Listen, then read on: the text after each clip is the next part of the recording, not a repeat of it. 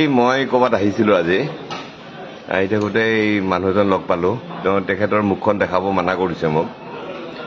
মই কথা পাতি থাকোঁতে মানে অসমৰ জুবিন গাৰ্গৰ কথা ওলাল অসমৰ বহুত কথা ওলাল শ্যামকানু মহন্তৰ কথা ওলাওঁতে মই তেওঁক সুধিলোঁ তেওঁ একচুৱেলি শ্যামকানু মহন্তৰ খাজ হয় মই তেওঁক সুধিলোঁ যে শ্যামকানু মহন্তৰ এইটো যে কিবা এটা ওলাইছিল এই কেছটো কি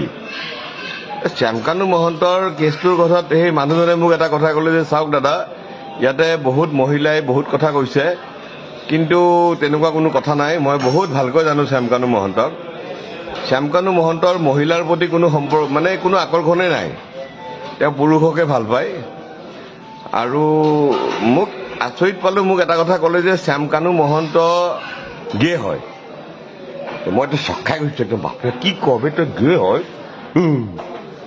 মহিলাবিলাক কিয় কৈছে মহিলাবিলাকে এইবিলাক পাব্লিচিটিৰ কাৰণে কৈ আছে আৰু কিন্তু Shyamkanu Mahanta originally is a গে মইতো জাপ মাৰি গৈছোঁ বাপৰে বাপ কি কবি ই গে সেইটোৱে আৰু তো ৰাইজ মহিলাবিলাকৰ কথা যে যোনে যি কৈছে যে কাম কৰিবলৈ তেওঁৰ লগত যাব লাগে কিবা লাগে এইবিলাক মিছা কথা originally Shyamkanu Mahanta is a গে